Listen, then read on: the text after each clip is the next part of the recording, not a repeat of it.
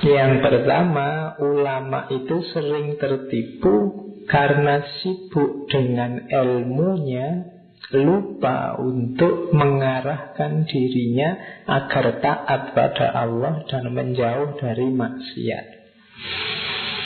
Dengan punya ilmu saja mereka merasa derajatnya sudah tinggi. Pasti saya disayang Allah, dosaku mesti diampuni. Ketertipuan pertama. Katanya Ghazali, saya tidak apa-apa ya jambal ngomong Ghazali, karena banyak juga ya, Pak mau ngomongnya jangan Ghazali, Syekh Hujjatul Islam Imam Abu Hamid Al-Ghazali. Ini ketahuan kalau saya ngomong gitu terus, tidak apa-apa. Insya Allah kita semua menghargai beliau. Memang beliau Hujjatul Islam, orang besar. Untuk ringkasnya kita sebut beliau Ghazali. Jadi katanya Ghazali, orang ini kayak dokter yang mengobati orang lain, tapi dia sendiri sakit dan tidak mengobati dirinya sendiri. Jadi ini penyakitnya orang pinter. Sibuk penelitian, sibuk mendalami ilmu, tapi lupa tentang dirinya sendiri. Dan dia merasa sudah benar itu, sudah selamat dengan ilmuku itu. Tidak. Ghazali mengutip sabdanya Rasulullah, barang siapa bertambah ilmunya namun tidak bertambah petunjuknya, man yasdada ilman walam yasdad hudan walam yasdad ilallahi ila buddha. Pasti tidak tambah apa-apa kecuali tambah jauh sama Allah. Ada orang yang ilmunya tambah, tapi ilmu ini tidak jadi hidayah bagi dirinya sendiri, justru membuat dia semakin jauh dari Allah. Silahkan kalian introspeksi, setiap kali ilmu menambah, adakah kedekatanmu tambah sama Allah semakin dekat jaraknya? Kalau tidak, dikoreksi lagi. Jadi ilmu itu harusnya semakin mendekatkanmu sama Allah, karena ilmu itu media untuk mendekat ke Allah, untuk ilaihi roji'un. Kalau hanya sibuk dengan ilmu, melupakan dirinya sendiri, kualitas dirimu tidak meningkat sama sekali dengan tambahnya ilmu, berarti kamu tertipu. Makanya Sokrates, Aristoteles, Plato dari Yunani klasik bilang bahwa tambahnya ilmu itu punya korelasi dengan tambahnya kualitas diri, tambahnya moralitas. Tambah pinter harus semakin baik orang ini. Tambah pinter kok tambah kacau, ada yang salah dalam cara dia menyikapi ilmunya. Kalau ada orang ilmunya sangat dalam, tapi kerusakan yang dia buat juga dalam, berarti dia minal maghrurin. Dia orang yang tertipu, merasa diri benar, selamat, tinggi, padahal tidak. Nah, itu ketertipuan pertama para ulama, orang-orang pintar. Yang kedua, ini lebih dalam, menguasai ilmu, ya taat pada Allah, ya ibadah, ya meninggalkan maksiat. Cuma ada yang dilupakan. Apa? Hatinya. Mereka tidak berusaha mengurusi sifat-sifat tercela dalam dirinya. Sombong, riya, dengki, mencari pangkat dan kedudukan, berniat buruk pada orang lain, mencari popularitas di tengah masyarakat. Jadi ilmunya dalam, perilakunya juga sudah soleh, tapi hatinya belum digarap. Kalau hati ini kita nggak bisa mendeteksi, yang bersangkutan yang tahu. Sombong, riya, dengki, ilmunya dipakai untuk mencari pangkat, kedudukan, berpikir buruk, ingin temannya celaka, ingin orang yang tidak dia sukai kalah, jatuh, mencari popularitas di tengah masyarakat. Nah, ini penyakit hati. Kalau ada ulama yang nomor 2 ini, dengan kelemahan kedua ini, ya mereka juga tertipu.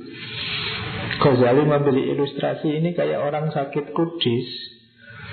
Contohnya sakit kudis, saya tidak tahu, mungkin Ghazali pernah mondok di Indonesia. Iya, katanya syaratnya santri itu dulu harus kena penyakit kudis. Saya dulu pernah juga, jangan salah. Zaman saya sanawiyah dulu ada penyakit kudis. Tapi itu nikmat itu, karena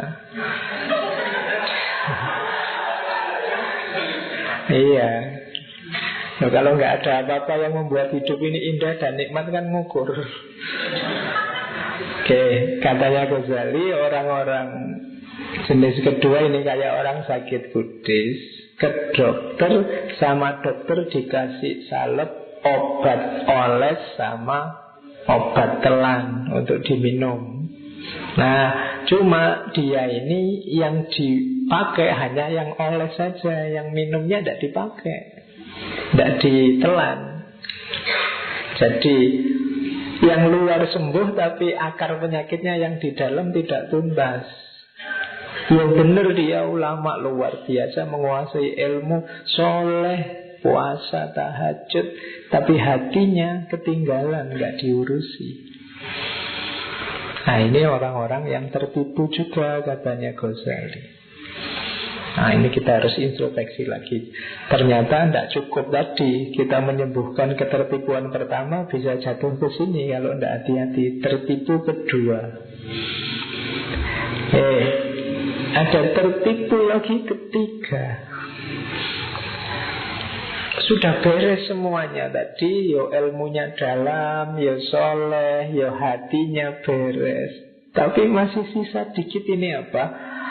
Bangga dengan dirinya. Waduh, aku ini sudah ilmunya dalam, soleh, tidak sombong, baik hati, macam-macam. Iya. Jadi masih ada sisanya ternyata. Jadi katanya Ghazali, justru ini kelompok yang paling dicintai oleh iblis.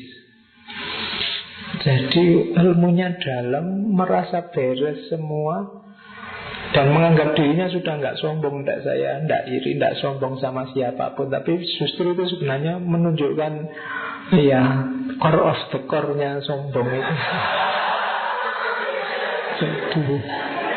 Jadi intinya sombong itu di situ. Jadi kalau dia melakukan sesuatu, dia ini menegakkan agama, ini menunjukkan keagungan ilmu, ini menolong agamanya Allah. Tidak sadar, dia merasa sudah baik, padahal belum. Kalau ngomong penuh kedengkian, tapi dia tidak sadar. Menganggap ini jihad. Dari mulutnya keluar kata-kata kasar, ya ini demi dakwah. Kalau lemah lembut terus, tidak ada orang ikut. Ketertipuan selanjutnya. Ada ilustrasi dari Ghazali, ulama semacam ini, kalau ada ulama lain difitnah, ia merasa senang dalam hatinya, meskipun yang ditambahkan adalah kebencian. Maksudnya, kalau ada ulama kok dapat kesulitan, dia gayanya membela, kan itu, menampakkan kebencian, jangan begitu. Tapi dalam batinnya senang, lumayan, saingan satu hilang. Jadi dia tidak sadar begitu. Dia merasa sudah sangat baik, padahal tidak.